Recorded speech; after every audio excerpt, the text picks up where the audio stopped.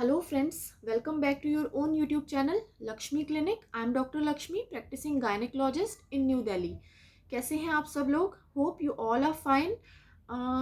एक छोटा सा चिट चैट, एक नॉर्मल सा एक टॉपिक लेकर आई हूँ कि कई बारी पेशेंट्स जो हैं डीमोटिवेटेड हो जाते हैं और ये बोलते हैं कि मैं तो एक महीने से डाइट फॉलो कर रहा हूँ या मैं तो एक महीने से जंक फूड नहीं खा रहा हूँ, फिर भी मेरा जो वेट है उतने का उतना ही है, 200 ग्राम भी कम नहीं हुआ है।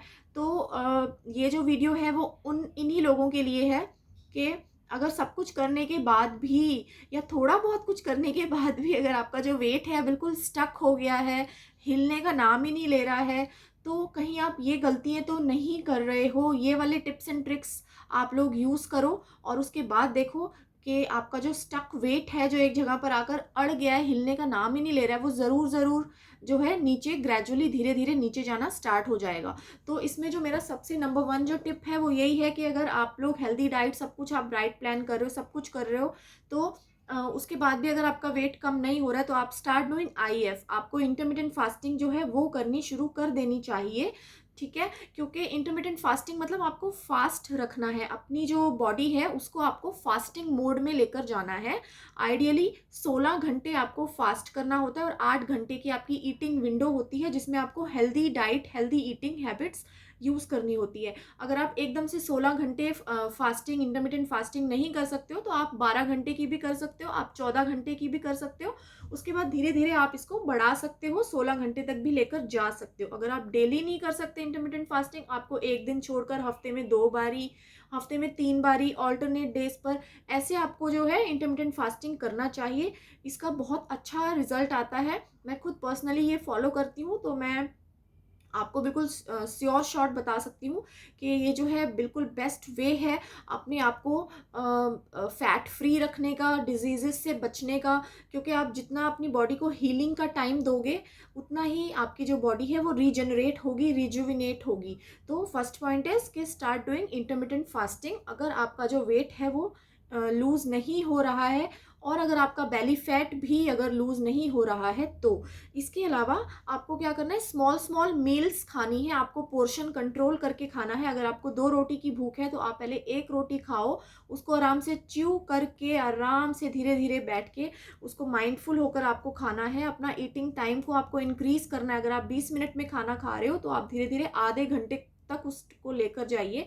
आधे घंटे में आप खाना कंप्लीट करिए अपना, और बेबी स्पून से आपको खाना है, बेबी स्पून यूज़ करिए ताकि स्मॉल स्मॉल बाइट्स आपके मुंह में जाएं और आप उसको अच्छे से च्यू करके खाओ। अगर आपको 2 रोटी की भूख है, आप 1 रोटी खाइए। 1 रोटी कंप्लीट फिनिश हो जाने के बाद अगर आपको लगता है आपको और खाना है तो आप आधी रोटी और लो। उसके बाद अगर आपको लगता है और खाना है तो आप अपनी दो रोटी फुल खा सकते हैं, ठीक है। तो इस तरीके से आपको ये वाला जो ट्रिक है ये भी आपको यूज़ करना चाहिए। धीरे धीरे माइंडफुल होकर आपको आराम से खाना चाहिए, कोई डिस्ट्रैक्शन नहीं होनी चाहिए। कोई टीवी, फ़ोन, ऑफिस वर्क, ऐसा कुछ भी आपको नहीं करना है खाते टाइम पर।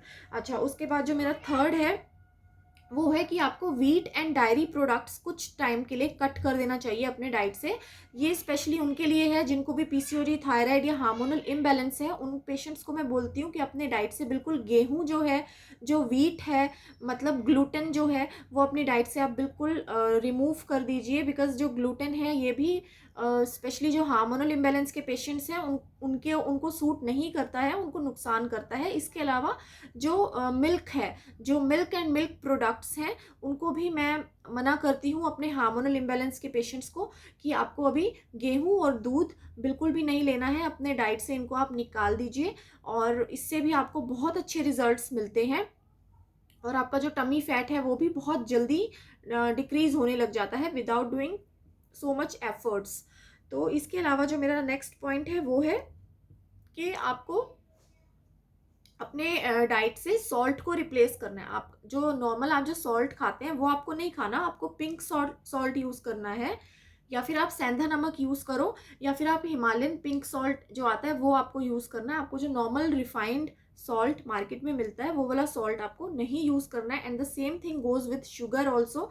आपको रिफाइंड शुगर नहीं यूज़ करनी है, उसकी जगह आप, मैंने बहुत सारे ऑप्शंस में बताती हूँ, रिफाइंड शुगर की जगह आप देसी खांड, शक्कर, गुड़, ये सब चीज़ें जो है ये आप यूज़ करिए। रिफाइंड शुगर और सॉल्ट ये आपको अपने घर में बिल्कुल नहीं लाना है, ठीक है। तो इनसे भी बहुत जल्दी इफ़ेक्ट आता है, आपका वेट लॉस बहुत जल्दी होना स्टार्ट हो जाता है, ठीक है। अच्छा, उसके अलावा आपको ना अपनी डाइट में डिटॉक्स वाटर्स ज़रूर यूज़ करना चाहिए, और कुछ हर्बल टीज़ अपनी डाइट में आपको ज़रूर यूज़ करनी चाहिए। जैसे अभी विंटर सीज़न है तो मैं मेथी की, अजवाइन की, जीरा वाली टी बोलती हूँ। जैसे जैसे थोड़ा समर्स आने अब स्टार्ट हो गई हैं, तो समर में आप अपना सौंफ वाली या आप अपना धनिया वाली जो टी है, हर्बल टीज़ होती हैं, इलायची वाली जो हर्बल टी होती है, ये आपको लेना चाहिए।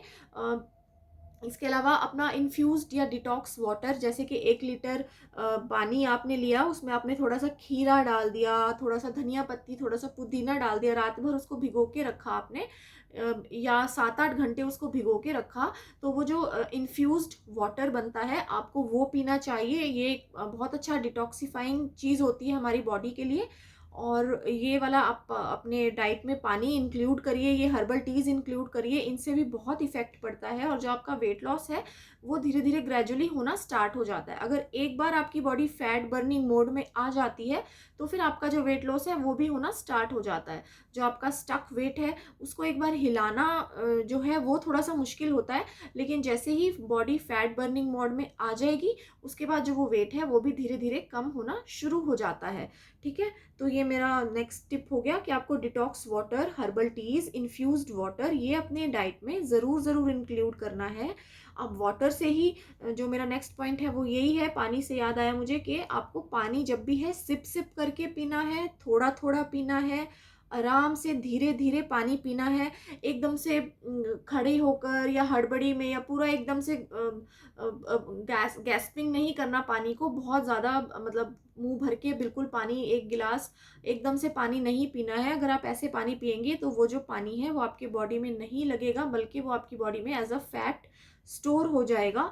तो जब भी आप पानी पिए, आपको आराम से धीरे धीरे सिप सिप करके ही पानी पीना है, ठीक है। अब आप ये सोच रहे होंगे कि इतना कौन ध्यान रखेगा, ऐसा तो पॉसिबल ही नहीं है, लेकिन माय फ्रेंड, आपको ये सब चीज़ें ध्यान में रखनी पड़ेंगी अगर आपको अपना वेट लॉस और आपको अपना बेली फैट रिड्यूस करना है, तो आपको ये सब चीज़ें ध्यान में रखनी ही पड़ेंगी। और एक बार अगर ये सब चीज़ें आपके डेली रूटीन में आ जाएंगी, उसके बाद वो आपका एक डेली रूटीन ही बन जाएगा। उसके बाद ऐसा आपको अजीब लगेगा ही नहीं कि ये मैं क्या कर रहा हूँ, या ये जो चीज़ें हैं नॉर्मली ये कैसे पॉसिबल हैं, कैसे हो पाएंगी। जैसे ही ये चीज़ें आपके डेली रूटीन का एक हिस्सा बन जाएंगी, उसके बाद आपको बिल्कुल भी अजीब नहीं लगेगा। बल्कि ये अगर आप हेल्दी ईटिंग हैबिट्स अपने घर में फॉलो करोगे, तो वो एक ट्रेंड बन जाएगा आपके घर में। आपके बच्चे आपको देखकर, आपके बच्चे, आपके बड़े, आपके पड़ोसी, सब लोग वो चीज़ें फॉलो करेंगे, तो वो एक पूरा कल्चर ही घर में उस तरीके का बन जाएगा। जैसे कि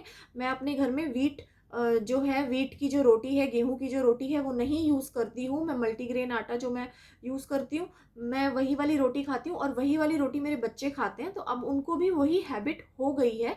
तो इट्स अ गुड थिंग। और ऐसे ही जब आप लोग भी अपना हैबिट्स कुछ चेंज करेंगे, तो उससे आप सिर्फ आपको ही फ़ायदा नहीं होगा, आपकी पूरी फैमिली को फ़ायदा होगा, ठीक है।